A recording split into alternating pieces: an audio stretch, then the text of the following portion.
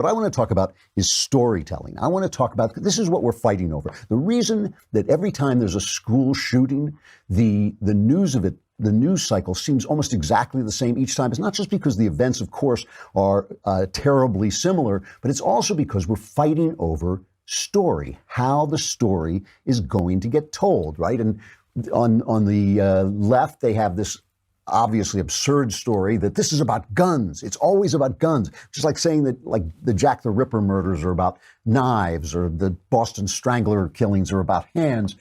And you know, I'd make a joke here about banning hands, but since in London they've already banned knives, I don't want to give anybody any ideas. And we say it's about different things, what causes this, what causes boys to do this. And let's take a look at how this looks for a minute, all right? Let's take a look at how it looks when we're fighting over story, right? There's a shooting and the press goes out and does what I think is just wicked. They go out and interview these poor kids who have just been through this traumatic event. And they show you on the video, they show you the reporter going from place to place, asking the parents for permission to interview the kids. Even so, this is not the way you should be approaching children who've just been through a traumatic event. But they do it and they catch this one girl and she says this and this goes viral. I heard around 4 to 5 shots. I don't know. As soon as I figured out what they were, I started to run to hide.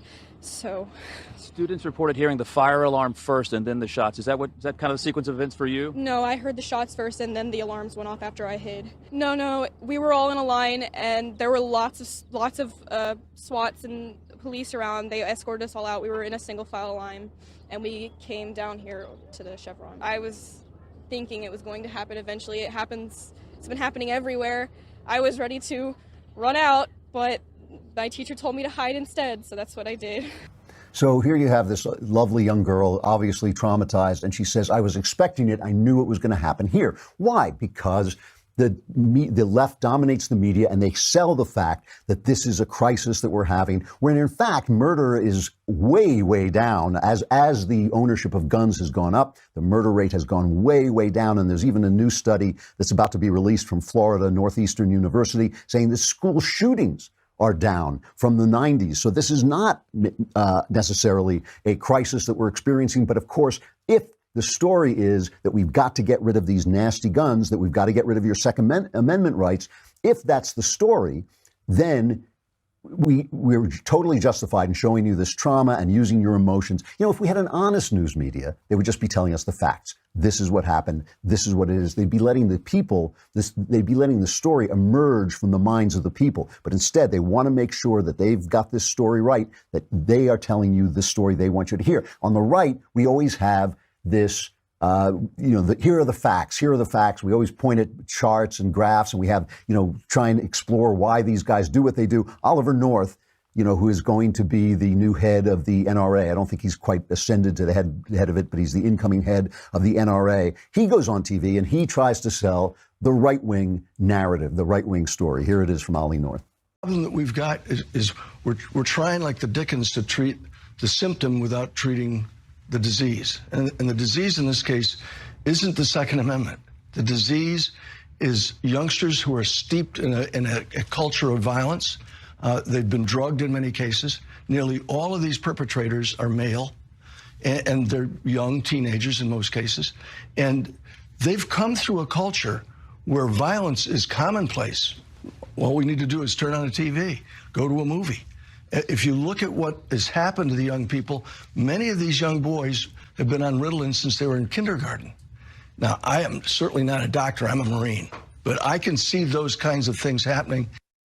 I have to tell you, I like Ollie North. He's Oliver North. He's really a good spokesman. I'm sure he's going to do a great job for the NRA. But obviously, a crying child telling you, an upset child telling you that she was going to school every day, expecting to be gunned down. When the guy came in, she wasn't surprised at all. That's a more powerful story than what he's saying, going off, running off a series of reasons. I've been a professional storyteller all my life. This is how I've made my living. I've been a novelist, I've been a screenwriter, and even the satire videos I do on YouTube are a kind of storytelling. And when we're fighting over the story, I've talked about this before, but there are different genres of story. It's important to see this. And I hear a lot of people say, why can't the right, why can't conservatives tell stories as well as the left? Why do the left, they make their movies, they make Avatar, and they basically get us to pay them. Their stories are so good, they get us to pay them for the propaganda.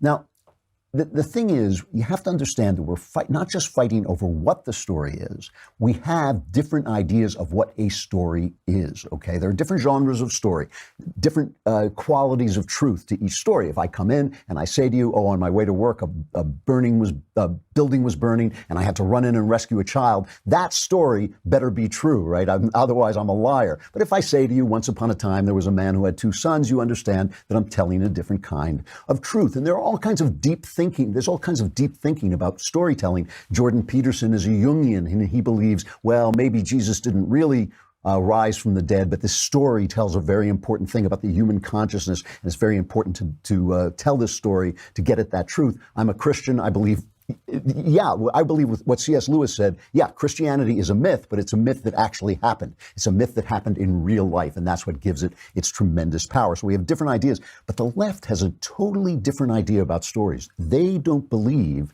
in actual moral truth. This is what you always hear about, this term moral relativism. They believe that moral truth is created by the narratives that people believe in. They don't believe in nations. They say, well, a nation is just a story you tell. A religion is just a story you tell, and it can be useful, but what creates the truth is the way we behave. So they actually think that by telling the story and getting you to believe the story, they are creating the truth. And that's why they bully you all the time. That's why they say, what do you mean a man can't be a woman? A man can be a woman, because they believe that if you will say that a guy puts on a dress and that turns him into a woman, then that will be true, okay? That is why they are telling different stories, and they're holding themselves to different standards of storytelling because they think that this is the way to create reality. Now, here's the story that I want to tell about shootings, okay?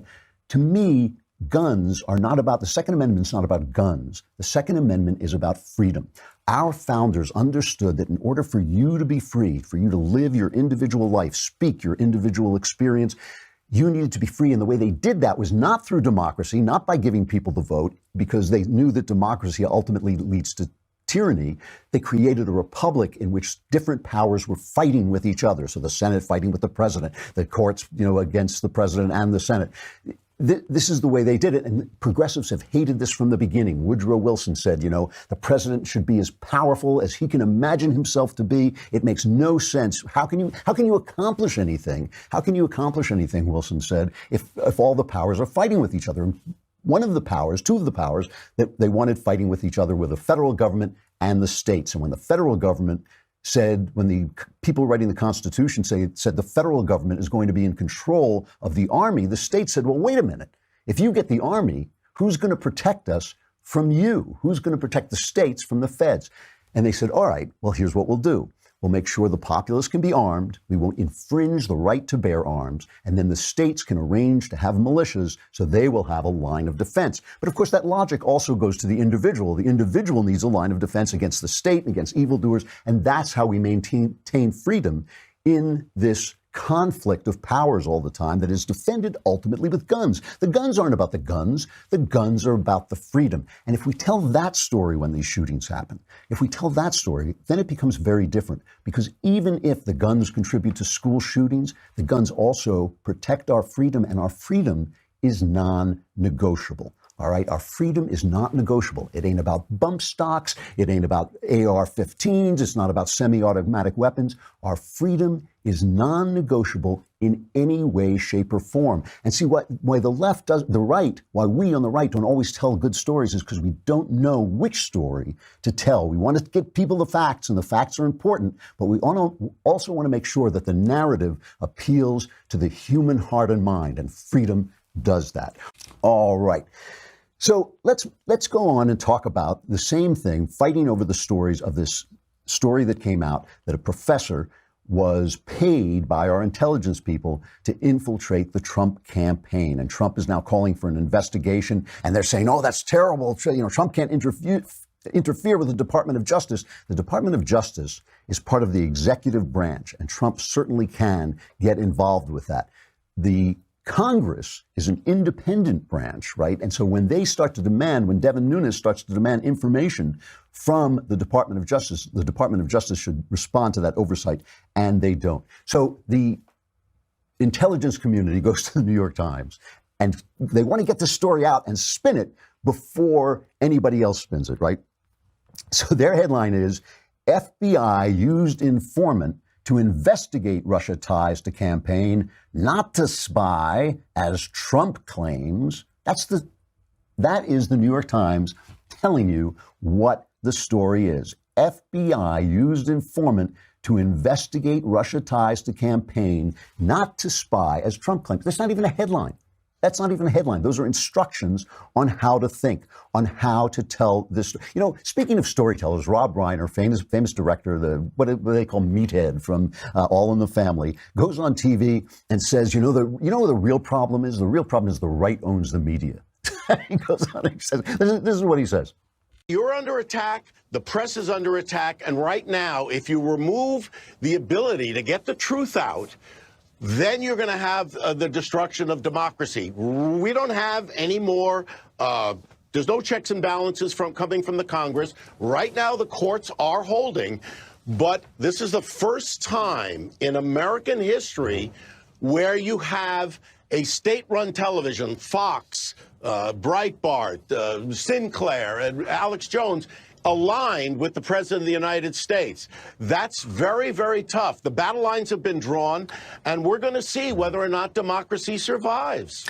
Yeah, so NBC, ABC, CBS, CNN, the New York Times, the Washington Post are all speaking for the deep state. But the real problem in Rob Reiner's mind, this storyteller, because he is a storyteller, he knows if he can demonize Fox. You know, the left is so good at this. They don't even have to argue with Fox. They just make it so that Fox becomes a kind of curse word. That's Fox News. That's on Fox News. That's Fox News. Doesn't matter. You know, Fox could tell you the sky was blue, and the left would come out and say, that's Fox News.